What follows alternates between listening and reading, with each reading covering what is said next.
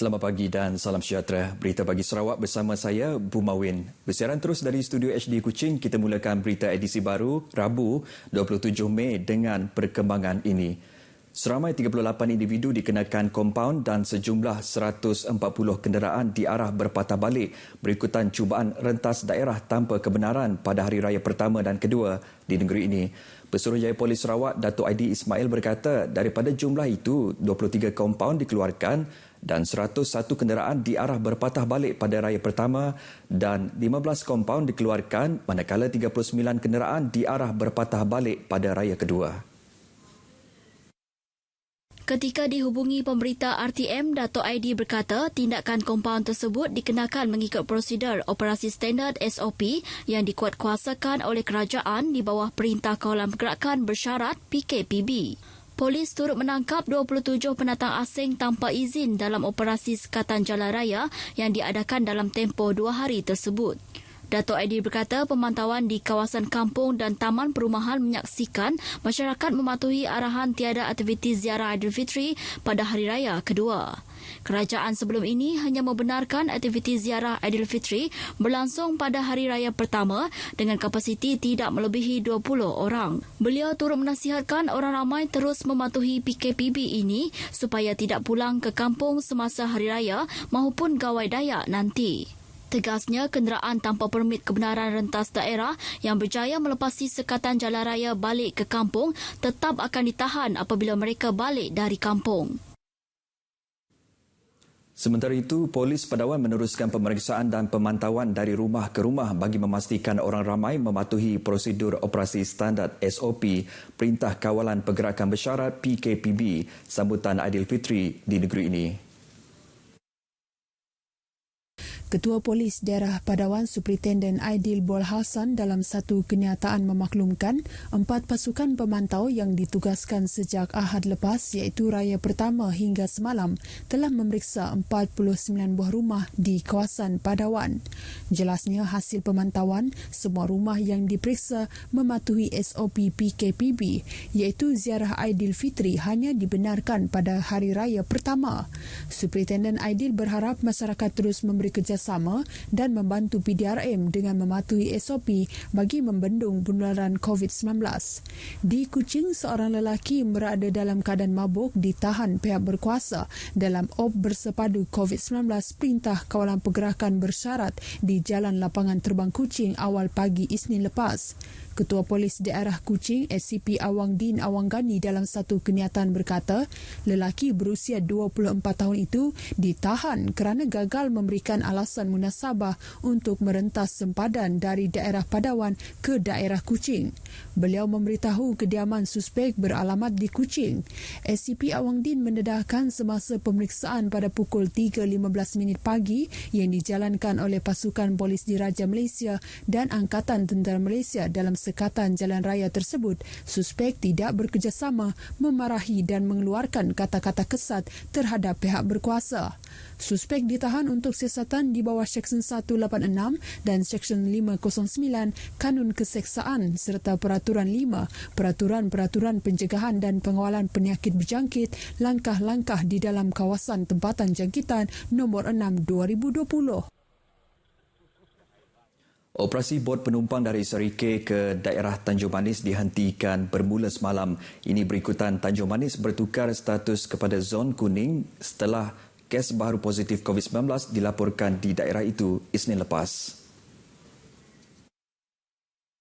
Pemangku Pengawal Lembaga Sungai-Sungai Sarawak LSS Lieutenant Colonel Bersara Ding Ti Wong berkata ini selaras panduan Jawatan Kuasa Pengurusan Bencana Negeri Sarawak iaitu perjalanan menggunakan bot hanya dibenarkan dari zon hijau ke zon hijau. Jelasnya pegawai LSS telah menghubungi semua pengusaha bot penumpang ke Tanjung Manis dan mereka bersetuju dengan penghentian sementara operasi bot penumpang ke daerah berkenaan. Beliau berkata perjalanan dari zon hijau ke zon hijau juga perlu mengikut prosedur operasi standard yang ditetapkan. Ini termasuklah penumpang masih perlu mendapatkan permit keluar daerah, proses sanitasi bot penumpang dan penjarakan fizikal di tempat-tempat duduk di dalam bot juga harus dipatuhi. Isni lepas seorang pelajar di sebuah kolej di Kuching yang kembali ke kampungnya di Belawai disahkan positif COVID-19 sekaligus menukarkan status Tanjung Manis dari zon hijau ke zon kuning. Pejabat Kesihatan Bahagian Bintulu sedang dalam usaha menghubungi semua pelajar Institut Pengajian Tinggi Awam dan Institut Pengajian Tinggi Swasta tempatan yang telah pulang ke rumah mereka tetapi belum membuat saringan COVID-19. Menerusi catatan di laman Facebooknya, Pejabat Kesihatan Bahagian Bintulu memaklumkan para pelajar diminta untuk menghubungi bilik gerakan COVID-19 Bintulu di talian 086 315 235 untuk tujuan temujanji saringan dan arahan selanjutnya. Para pelajar diminta memberikan maklumat seperti nama penuh, nombor kad pengenalan, alamat semasa, nombor telefon bimbit yang boleh dihubungi dan universiti atau kolej yang dihadiri kepada petugas bilik gerakan. Catatan tersebut turut menyatakan Pejabat Kesihatan Bahagian Bintulu memohon kerjasama sepenuhnya daripada para pelajar dalam usaha memutuskan rantaian COVID-19. Hari Gawai yang akan disambut tidak lama lagi pastinya sedikit berbeza bagi penduduk di Rumah Panjang, terutamanya dalam norma baharu sambutan Hari Perayaan. Bagi Ketua Kampung Catherine Tamoh dari Sungai Aup Sibu, sambutan Gawai pada tahun ini pastinya akan menjadi sejarah kerana buat pertama kalinya penduduk tidak dapat berkumpul seperti kelaziman tahun-tahun lepas dalam usaha memutuskan rantaian COVID-19. Jelasnya, orang luar tidak dibenarkan memasuki kawasan kampung dan tradisi ngabang rumah ke rumah juga tidak diadakan pada tahun ini. Tradisi ngirup air pengayuh di ruai Rumah Panjang pada malam 31 juga hanya diadakan di rumah masing-masing untuk memastikan penjarakan sosial dapat dipatuhi dalam mengekang penularan COVID-19. Sebelum itu kita adakan sembahyang. Lepas itu ngirup air pengayuh jam 12 malam mengikut kumpulan keluarga masing-masing di rumah masing-masing. Kita tidak akan berkumpul. Bercakap kepada pemberita RTM ketika ditemui di Rumah Panjang Sungai Aup, Catherine berkata, persiapan menyambut Hari Gawai seperti membuat kuih muih tradisional kaum Iban masih diadakan seperti biasa, namun tidak secara berkumpulan seperti kelaziman tahun-tahun lepas. Ianya bagi memastikan penjarakan sosial dapat dipatuhi dan segala aspek keselamatan dan kebersihan menjadi keutamaan bagi penduduk. Saudara kita, itu panggilan istimewa buat mereka yang baru memeluk Islam atau mu'alaf di Sarawak. Ikuti bingkisan sempena Aidilfitri disediakan wartawan Nasaruddin Stanley Kujat mengenai saudara kita.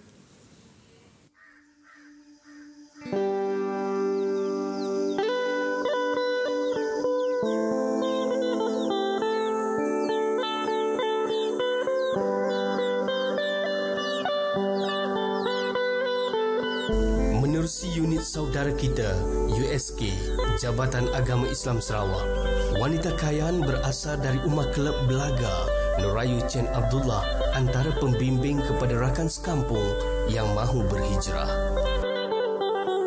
Beliau memeluk Islam 30 tahun lalu dan menjalankan kerja-kerja dakwah dengan sokongan suami. Norayu yang juga pengusaha kedai makan berkata, rezeki sekeluarga bertambah sejak terlibat aktiviti itu.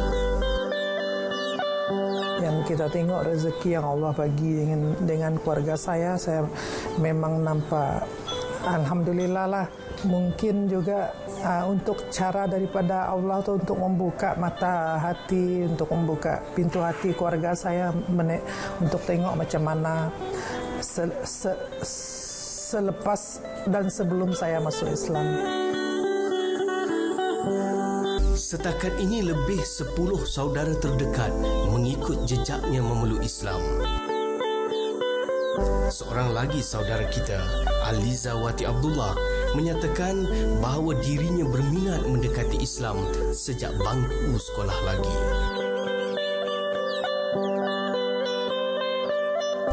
Beliau yang juga bekas pengurusi USK Bintulu telah 3 kali menjejakkan kaki ke Mekah. Dari kecil memang aku minat tengok orang Muslim, cara orang berpakaian, and then jumpa jodoh Muslim dan alhamdulillah lah. Kedua-dua insan ini berikrar mahu meneruskan dakwah dengan terus memperkenalkan Islam kepada individu lain. Dan pastinya usaha ini sememangnya mengharapkan balasan daripada Allah. Nasaruddin Stanley Kujat, Berita RTM. Pejabat Kesihatan Bahagian Mungkah dan Pejabat Kesihatan Daerah Tanjung Manis akan mengadakan operasi pengesanan kes aktif ACD di Kampung Lot Baru Fasa 1 Belawai bermula hari ini.